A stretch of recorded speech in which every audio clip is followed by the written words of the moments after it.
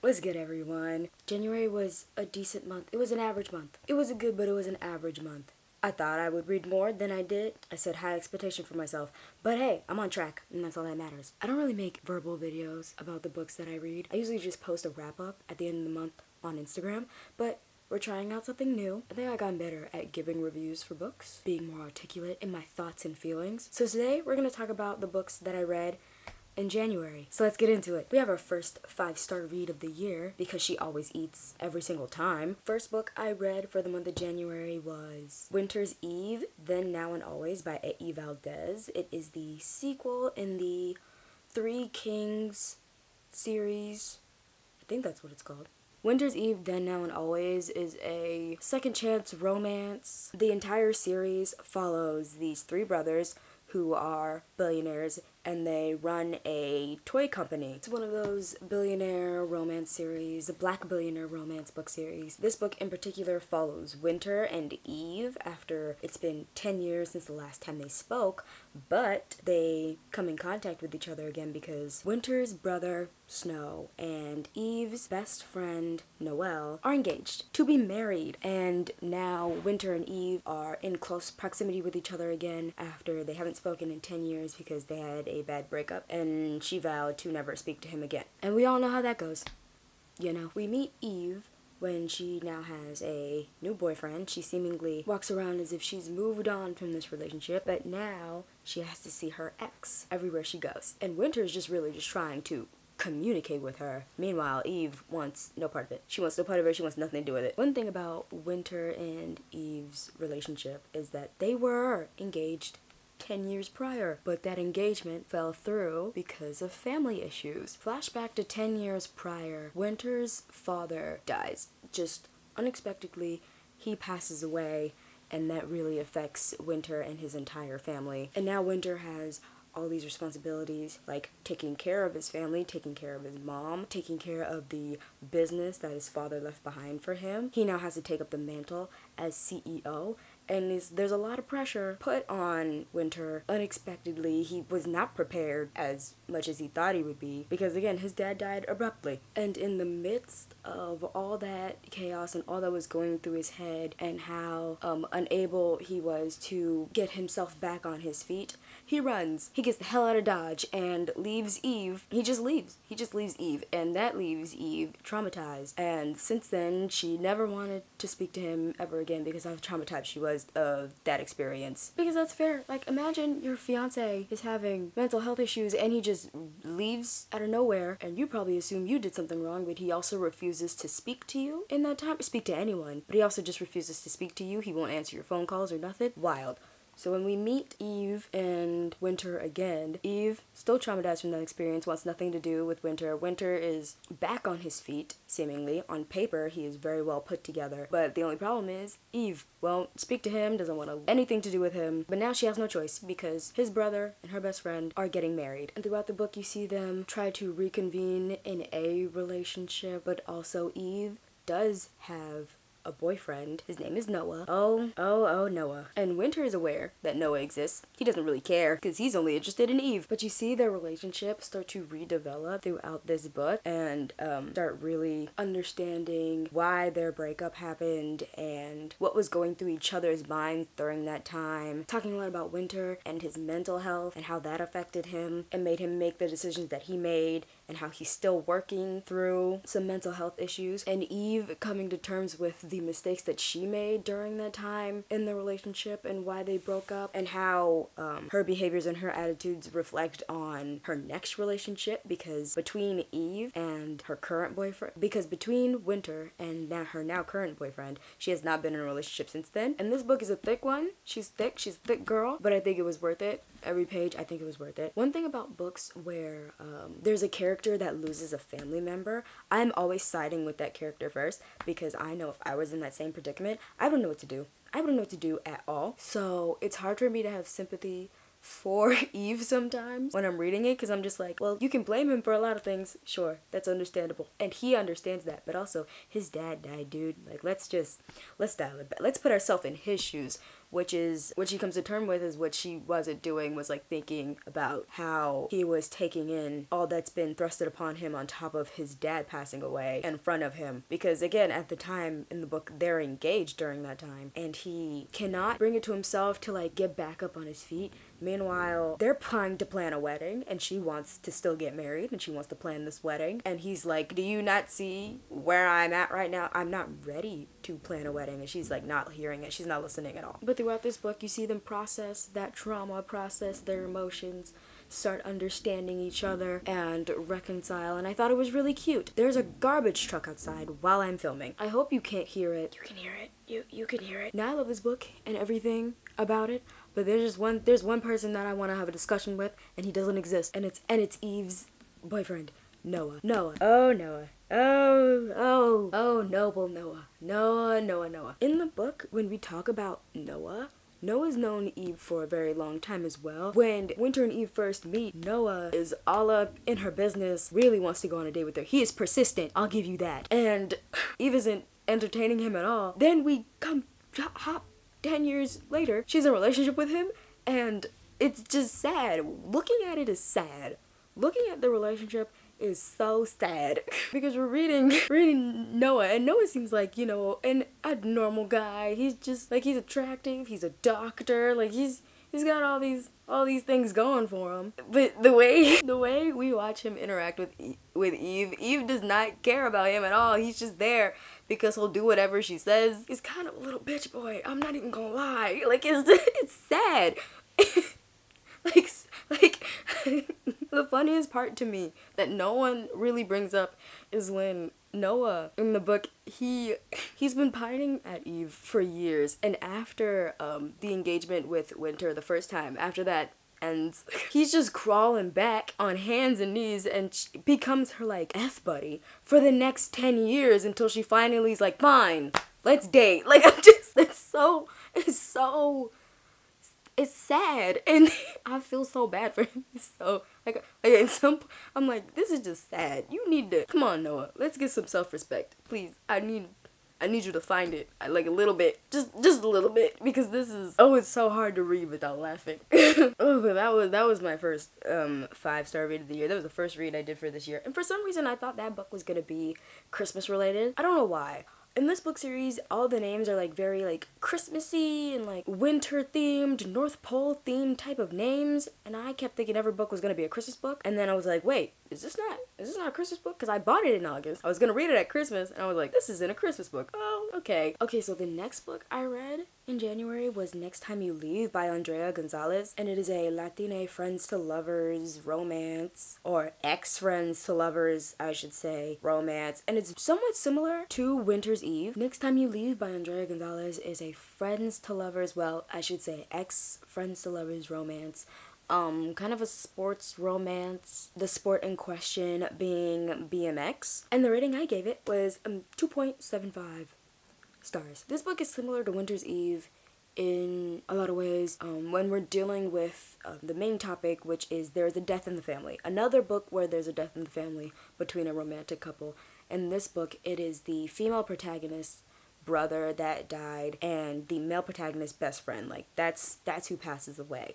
And in the book, we are years later after the passing of the brother, where our two main characters have not spoken to each other since then. And now the male main character comes back into town, and after not speaking to this girl who used to be his best friend when they were at a very young age, he comes back into town and is kind of just like trying to win her back. So we have Oliver and we have Carmen. Oliver was best friends with Carmen and her brother. Oliver and Carmen's brother were really into BMX when they were younger. They wanted to go off and be professionals, and they had big dreams, All those dreams are taken away when Carmen's brother dies in a car accident. So Oliver has then, after that, he was going off to college. He completely just leaves town after he sees Carmen get in a relationship while he was off at college after the brother's death. He goes off to college.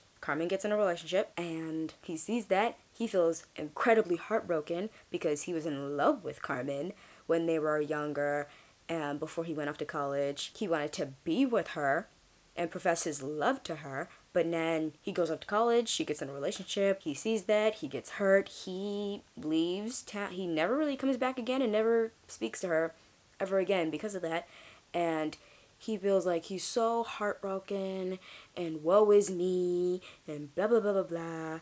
Meanwhile, we have Carmen, who at the time her brother dies, her best friend won't speak to her, despite the fact that they both know that they are in like with each other. He just chooses to not speak to her after the death at the funeral, and then never speaks to her since then, and it's been like, again, probably about 10 years. It's been about 10 years since they've spoken, and everybody else within their friend group has still had some sort of communication with him. Even her own sister has had some sort of communication with him, but he will not speak to her specifically. And she is completely hurt by that because she does not understand why at all. So when he's coming back into town, she's like kind of dreading it because she doesn't really want to interact with him again. Same with him. He doesn't want to interact with her because of how long he's ignored her. And I just feel like there's like so many parts of this book that I wish I could like, but the way every action was handled just angers me slightly, only on Oliver's end.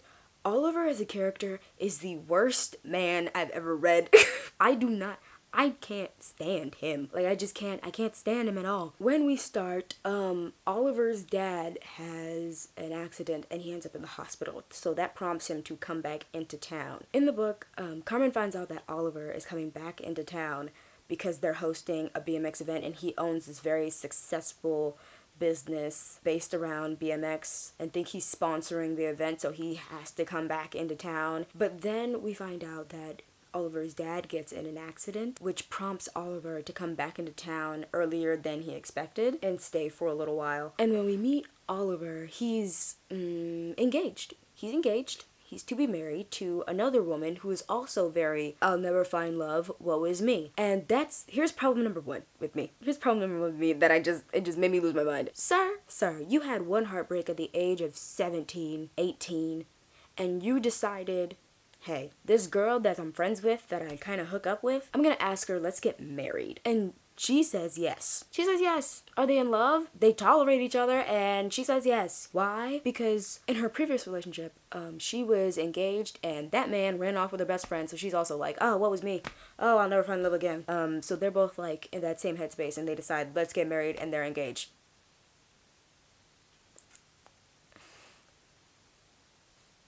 Why? That's the dumbest thing I've ever heard. But we move. So his fiance is telling him, no, you should really go back in town and go see your family and da-da-da and go meet this girl and finally reconcile because we're getting married and you need to air out all your grievances. He goes, fine, okay. He goes back into town. He sees her again. Immediately, just like little hearts floating around her head. He is dazed and confused and just wants to be back in her life again. All that animosity he had, out the window the second he sees Carmen when he comes back into town. And all his friends and family are like, what are you doing? What are you doing? You specifically told us, hey, I don't want to see this girl ever again. Don't tell me anything that's going on in her life. Don't bring her up around me. I'm not coming back into town. You have to come out and see me.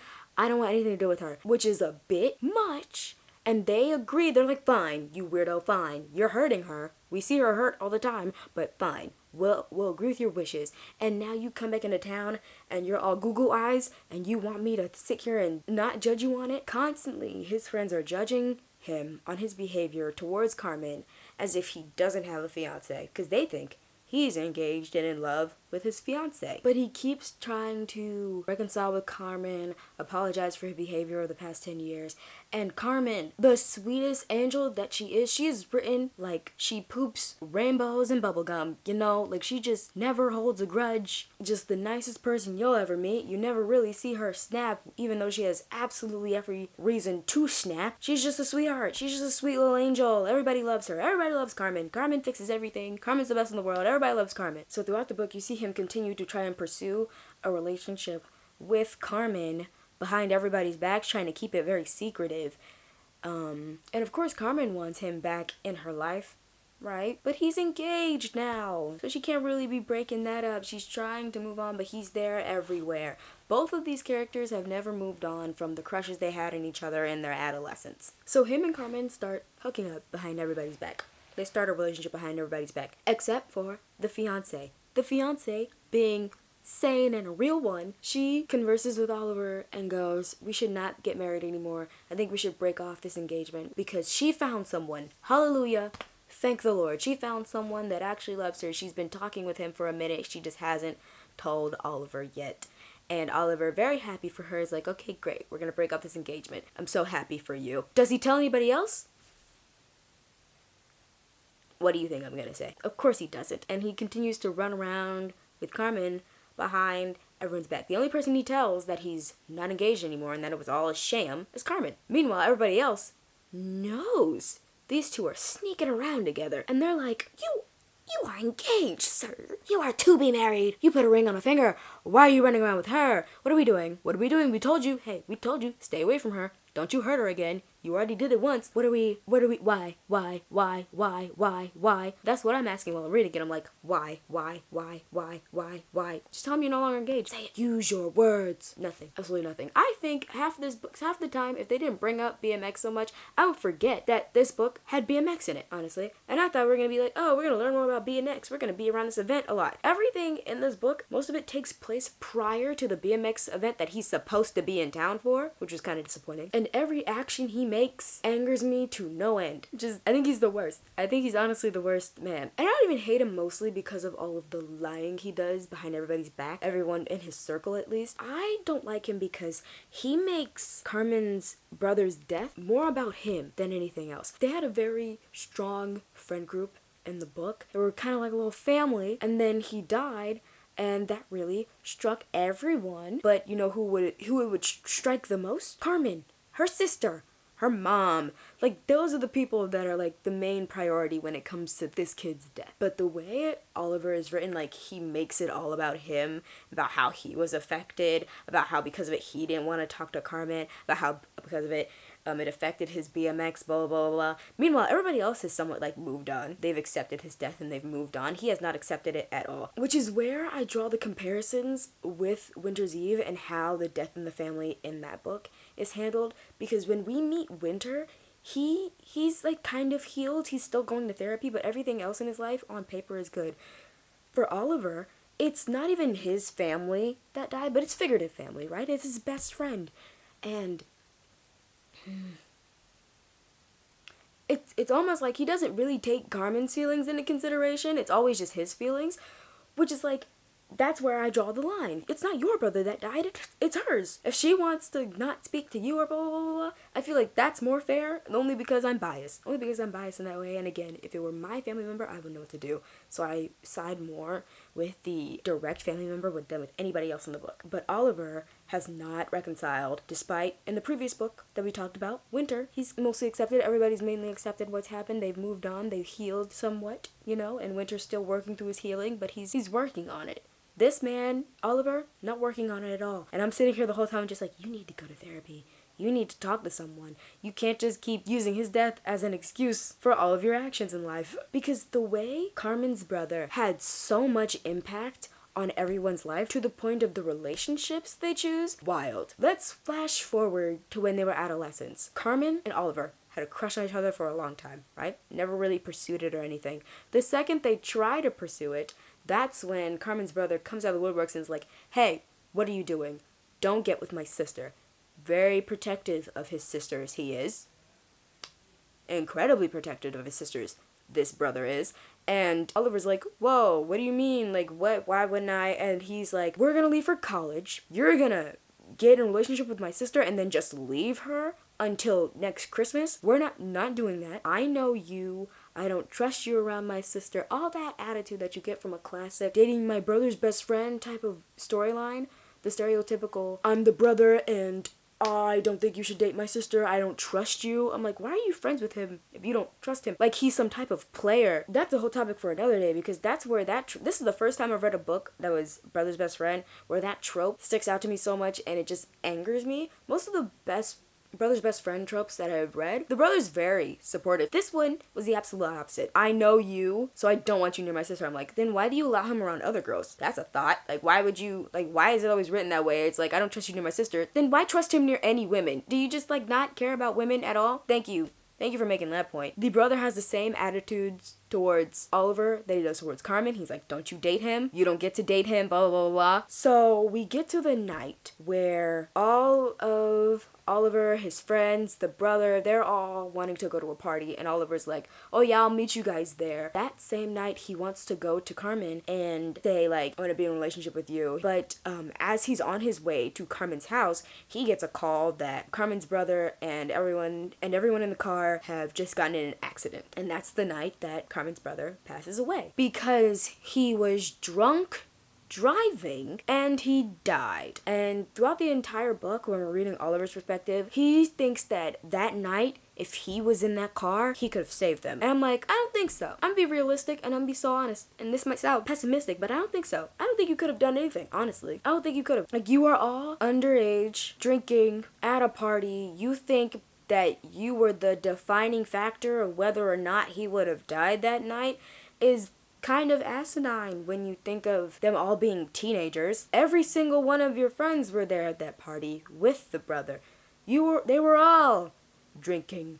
Somehow, they allowed him to get behind the wheel, and now he's gone. I don't know if you would have changed that situation or that outcome. I really don't know. Because if it wasn't you, it could have been somebody else in that car. But again, these are all fictional characters, so it doesn't really hold that much weight. But maybe. But the way that night has held so much weight over Carmen and Oliver's relationship, the brother's words has held so much weight over Carmen and Oliver's relationship, especially Oliver, where he thinks those things about himself, that he would just leave Carmen and da-da-da-da, which again, we draw parallels back to Winter's Eve, where she's like, I'm scared that Winter will leave me again. Like, that's what Eve is traumatized with. Now we have Carmen, who's traumatized with the thought of Oliver leaving her again, after he abandoned her the first time, which, like, she has every right to feel that way. Oliver doesn't get to make this whole thing, the woe is me, it's not his sibling that died, it's hers. Eve didn't get to make that whole entire situation woe is me because it's not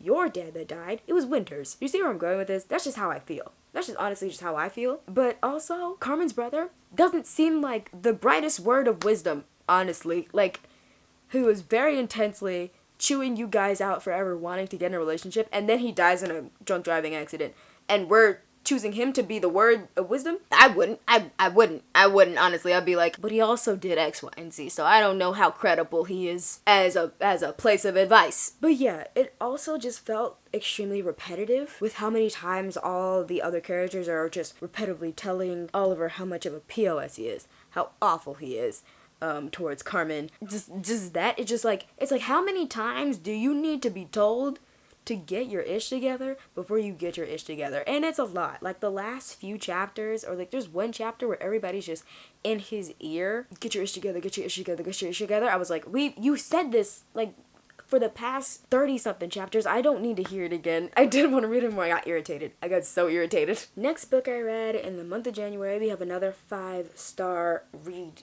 Seasoned Warriors and Wolves by Wendy Heiss. This is the series. This is the book. I've been holding off on this one just because the last book in the series did destroy me at the end. Wendy, very traumatized from that. This is the last book in this trilogy, and then it's followed up by 2 novellas, I believe. This book series has everything that people love, right? We have an enemies to lovers. It's princess bodyguard. There's knife to throat scenes. Like, it's this back and forth, enemies to lovers, lovers to enemies, enemies to lovers. We have a dynamic cast of characters. We have queer rep. To summarize the series as a whole, we have our main character, Snow. She is the princess of this kingdom, and she's seeking revenge. She is incredibly violent, morally gray. Left and right, she is ending people's lives. She does not care, mainly if they're bad. Mainly if you do her harm, she does not hesitate to torture you until you die. She's very straight up about it. She loves to kill people. That's our girl. That's a little murderous girl. And I love her character very much. I find these books like very funny. I like the world that they live in. I love the dynamic cast of characters. And to sum it up as Winter is seeking revenge, basically when Winter was younger in the books, a bunch of kingdoms were fed this idea that her and her siblings would be like the undoing, and the kingdom that she is a princess of is going to use them to take over. So these other kingdoms come and they decide, well, we're going to end this right here, right now, and they decide to come to try to kill her and her siblings, and they end up killing 2 of her siblings.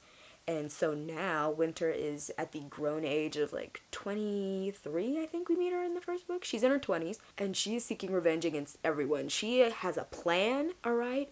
This is well-calculated revenge against her father and everyone that did her wrong. And in the first book, part of her plan, her little mastermind plan, she agrees to be married off to the king of the kingdom who seeked out the attack on her when she was younger. And in that first book, 2 bodyguards from that kingdom show up to protect her up until the wedding day. And she starts ending up falling for one of those bodyguards, and it's kind of like an enemies to lovers thing. I love this book series very much. There's a lot in it. Like, she's thick, another thick girly. They're all very thick, big thick girls. But I love them. And this is one of my favorite fantasy book series ever. Next book I read in the month of January was Something More. I gave it 4 stars. Something More follows this young Palestinian girl. She's a teen, she's entering high school, and at the beginning of the book we find out that she has been diagnosed with autism. She finds out she has autism and really reconciles with that and uses this moment as a stepping stone to try to turn her life around from what it previously was. So in this book we meet this 15-year-old girl named Jessie. She is rather quirky. She doesn't really have a lot of friends, or she doesn't really keep a lot of friends, and she mostly keeps to herself. She's got her headphones on, she's minding her own business, and then she finds out that she has autism, which in the book she learns what that means and how that applies to her, and really starts evaluating her life and starts understanding how her having autism has affected her life. And it really helps her understand things about herself and about why certain things in her life happen a certain way because of her autism. So she's like, okay, well, that really helps me understand why, I don't keep a lot of friends, or da-da-da, or why I'm always so isolated. So she takes it upon herself to change those aspects in her life. She gets a little journal, she writes down a bunch of goals in her little book, that she wants to get more friends, she wants to be more social, she wants to join a club, all these fun things. And I really like this book, and I liked watching her journey throughout the book when she keeps checking off and completing these goals that she has for her in her life. When I read books about a character that has autism, or a character that is on the spectrum or is neurodivergent, there's always certain aspects of that character's life that I think about in myself, because I'm like, oh, I do that. Oh, sometimes I do this as well.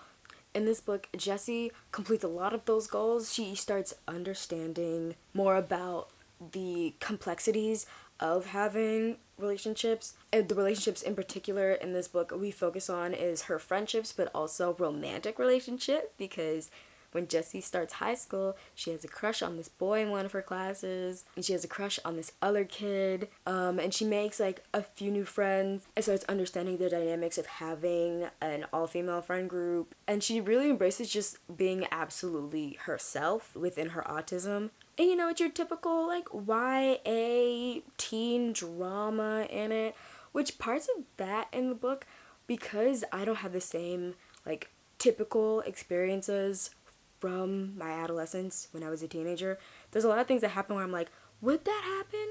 Like, example, the cattiness amongst girls in this book.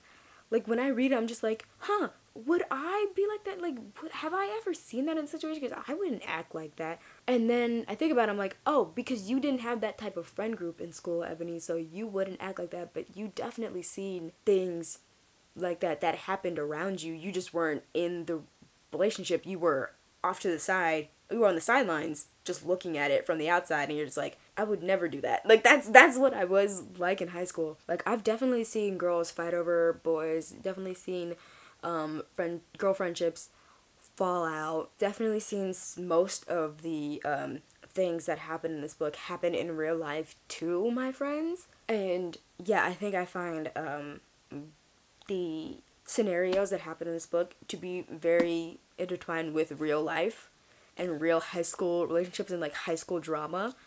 And I think it was really well done. Next book I read in January was Outdrawn by Deanna Gray. I've also been putting this one off because I wanted to read it for September, for Sapphic September, but I thought might as well just get it over with now, stop holding it off. I gave it a 3.75 out of 5 stars, mainly just because pacing.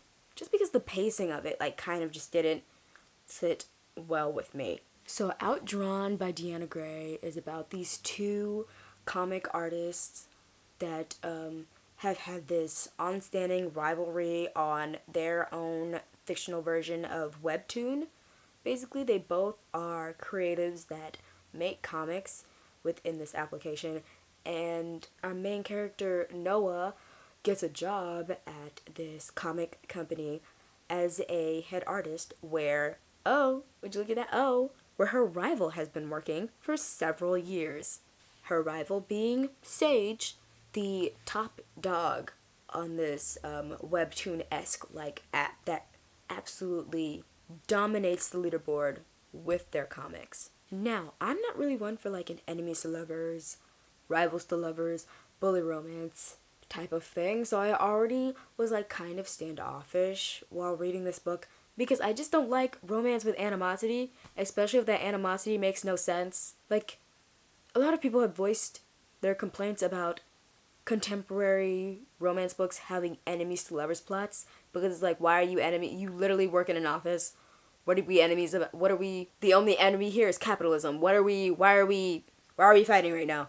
So already standoffish towards animosity in romantic relationships and trying to build love from animosity, doesn't work for me, honestly. Like, I'm like, you're mean. I don't want to be near you. So in this book, Noah and Sage have to suck it up and start working together. I'm not used to mean lesbian flirting. Okay, I'm not used to it. I'm not used to mean bisexual flirting. Okay, I'm just like, why so mean, huh? Why so mean? But their little flirting banter is rude and also just catty, but also it's flirting, and it just read me so many weird signals throughout the book. I was like, I don't know if I like this or not. I'm like, no, I don't think I want you to be with her. I don't think I want you to be, go find another nice girl, because this one, she's making me angry. I think both of these characters, Noah and Sage, are very similar in their work ethic, which is work till you die. They're very intense, never putting that pencil down, always on the move. Like, taking a break is nice. They don't know what taking a break means. But they're also very different. Sage has a lot of black cat energy. Meanwhile, Noah over here is Little Miss Pinkie Pie.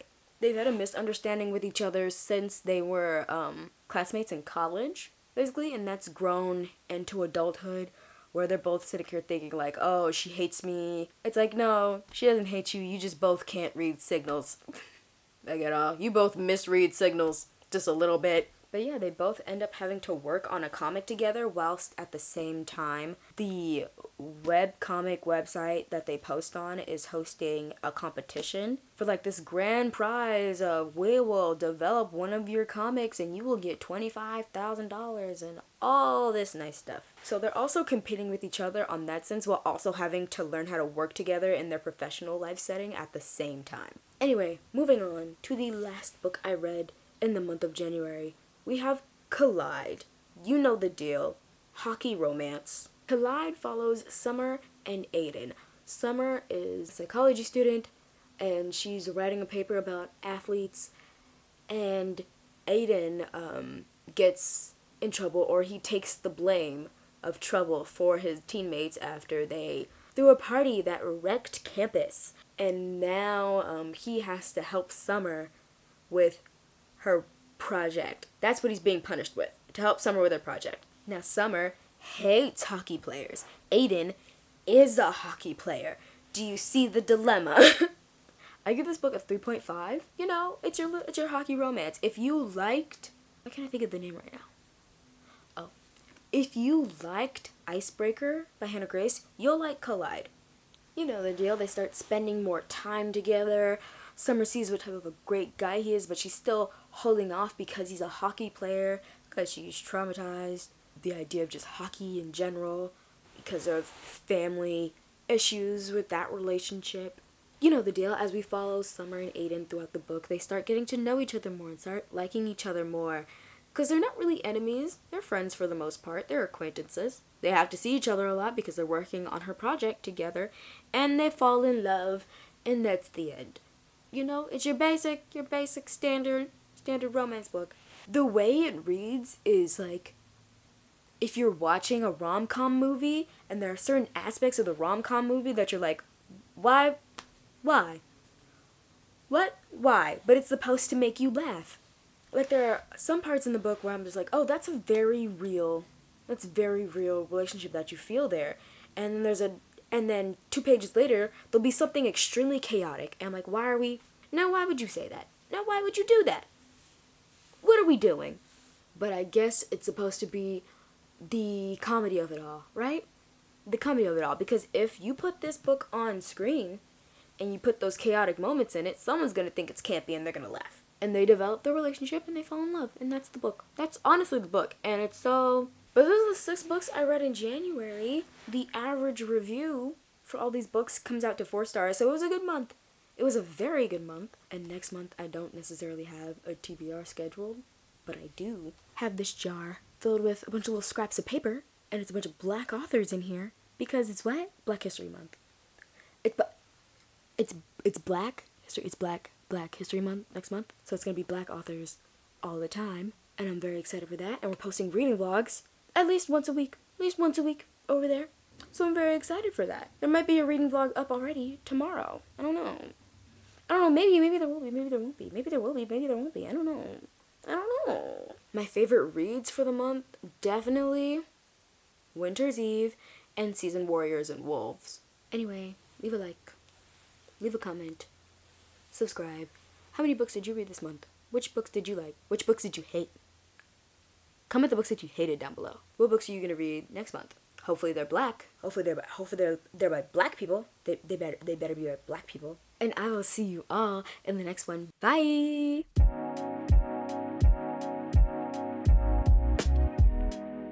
I hope that was cohesive. I'm trying to get better at explaining, but I just ramble. I really do just ramble on. I could just be talking about nothing. I should probably script these, right? But I feel so lame scripting it. I don't know why. I feel so lame scripting a video. But I like writing scripts, just not for me. I just want to chat. I just want to hang. I just want to chit chat.